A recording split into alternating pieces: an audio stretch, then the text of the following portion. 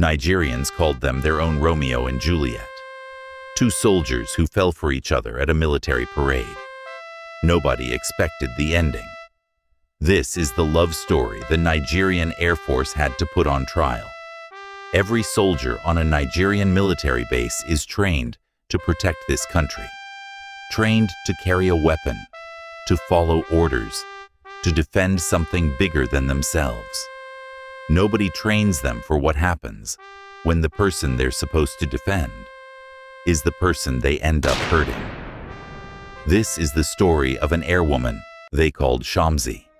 In 2017, on a Nigerian Air Force base in Makurdi, a young woman lost her life. The man she loved was the one who took it from her. What followed was a military trial most Nigerians never heard the full details of. A court-martial conducted behind base walls that ended in the harshest sentence military law allows. But before we get to how it ended, we need to understand how it started. Because everybody in this story played some kind of role, not just the man who pulled the trigger. Her name was Solape Oladipupo. Her friends and family called her Shomzy. She grew up wanting a life in uniform. Before the Air Force, she tried the Navy first. She didn't get in on her first attempt.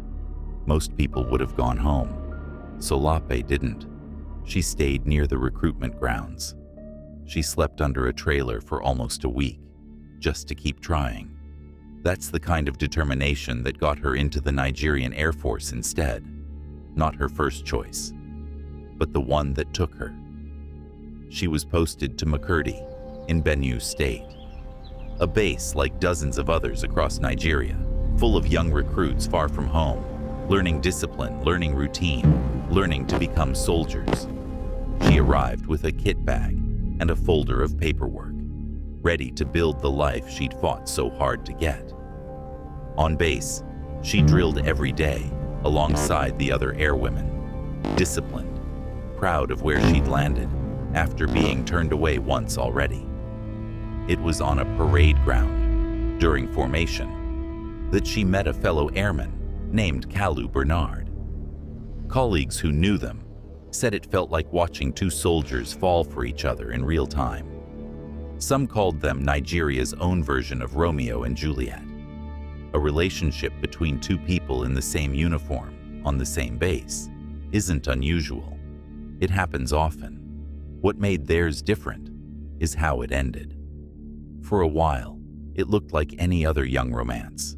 Walks along the barracks paths at dusk, long conversations about the future, talk of building a life together once their postings allowed it.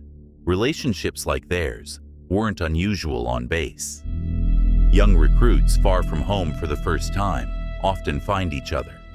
Command structures rarely discourage it outright, and in many ways, it's treated as a normal part of military life. Nobody questions it while things are going well. But somewhere in that relationship, something shifted. A distance neither of them spoke about out loud. Solape had a friend, a civilian, outside the military entirely. Someone she laughed with at a gathering on base one evening. Kalu watched from a distance that night, and whatever he saw, or thought he saw, stayed with him. In the days that followed, people who knew him said he grew quiet, suspicious. He started pacing outside the barracks at night, phone glowing in his hand, turning the same thoughts over and over. This is the part of the story that matters, just as much as what happened next. Because Kalu wasn't just a jealous boyfriend. He was a trained, armed member of the Nigerian Air Force, with routine access to service weapons as part of his duties. Nobody on that base was screening for jealousy. Nobody was asking whether two people in a relationship, both carrying weapons as part of their job, might one day turn that access into something else. On the morning of March 12, 2017, Kalu walked the path towards Solape's quarters. Investigators would later say he carried his service weapon with him. He stood at her door. He knocked. Inside, he accused her of being unfaithful. You He think would you can later just tell play me like that? investigators he believed please, she just had let been me seeing explain someone everything. else Explain behind his back. I trusted you What with my happened life. in the minutes after It is that not what you accusation think. ended with a single sound, loud enough that birds scattered off a nearby rooftop, and a silence that followed it, that people on that base still remember. It came from over Neighbors ran from their own quarters, converging on the building, already sensing something was deeply wrong before anyone said a word. An ambulance left the base at speed, heading for the base hospital. It wasn't enough. Solape was transferred to the state teaching hospital in Benue. She did not survive. In the hours that followed, investigators searching Kalu's We have a phone secure found a connection note. on this device. Just a few lines. It began, "My last night as an airman." He had tried to end his own life as well, in the aftermath. He did not succeed. Military police found him and led him into custody. For a base like Makurdi, this wasn't just a personal tragedy. It was now a crime that the Nigerian Air Force itself had to investigate and prosecute. The Air Force convened a general court-martial, not a civilian court, a military tribunal made up of senior officers operating under military law. A group captain read the charges aloud. 8 counts in total: murder, housebreaking, impersonation, attempted murder, failure to perform a military duty, disobedience of a service order, conduct to the prejudice of service discipline, and one more charge that says more about how the military thinks than anything else on that list: loss of service property. 3 rounds of ammunition issued to him for base defense. Now gone, used in a crime that had nothing to do with defending the base at all.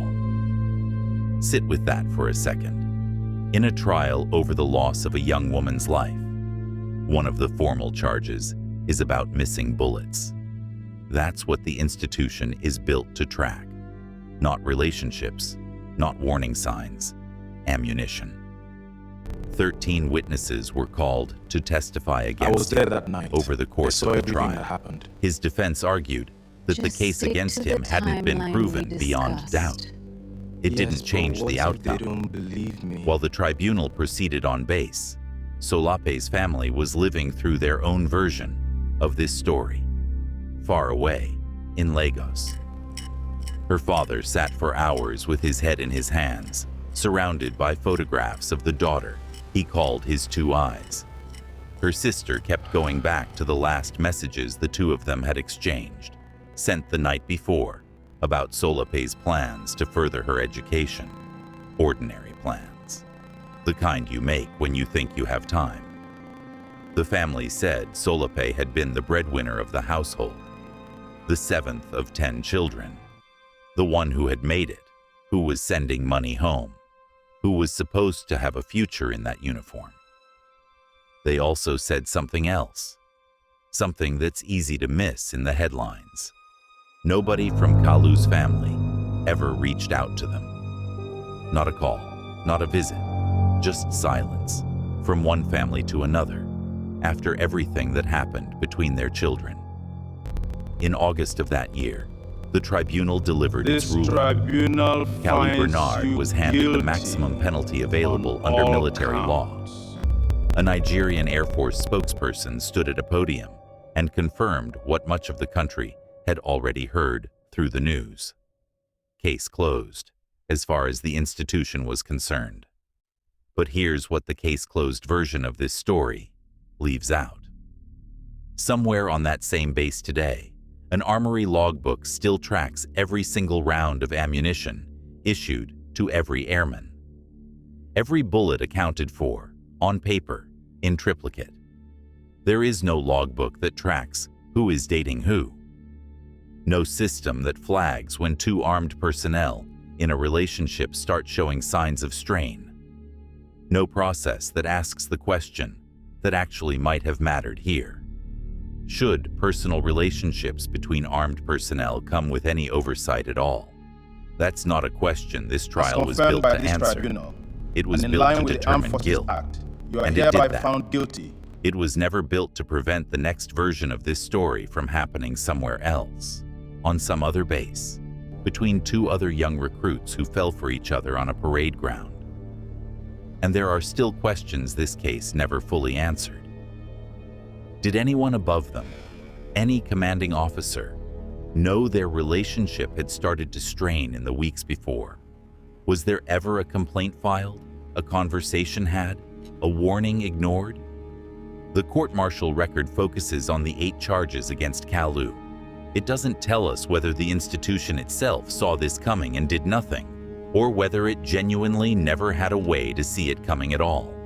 We also don't know what, if anything, changed inside the Nigerian Air Force after this case. Whether weapons access policy shifted for personnel in relationships together, whether counseling or reporting channels were strengthened. Nigeria's military rarely publishes that kind of internal reform, so from the outside, we're left not knowing if this case changed a single procedure on that base, or any other base like it. What we do know is smaller and sadder. We know she was the 7th of 10 children. We know she sent money home. We know she had plans to further her education, discussed with her sister the night before she died. We know her father called her his 2 eyes. Solape Oladipupo wanted nothing more than to serve her country. She fought to get into that uniform after being turned away once already. She sent money home to a family of 10. She had plans for her own education, right up until the night before she died. Her story isn't really about one man's jealousy and the weapon the state had issued him. It's about an institution that hands weapons and live ammunition to young people going through the same relationship problems as everyone else their age, and never asks what happens when those two things collide. Nigeria has hundreds of bases like Makurdi, thousands of young men and women serving side by side, forming relationships the same way young people do anywhere else. Most of those relationships end quietly, the way relationships do. This one didn't. And the difference between those two outcomes was a weapon, an accusation, and an institution that never built a system to catch what was happening before it was too late. This is the story of a uniform, a weapon, and a woman they called Shomzy. Nigeria remembers the verdict. It's time it remembered her too. Every crime has a surface story that everyone talks about, and a dark truth underneath that nobody wants to say out loud. The scandal, the culture, the people who made it possible, the system that looked away. Every Saturday, we go beneath the surface. Dark Chronicles. Africa. The crime, the scandal, the truth.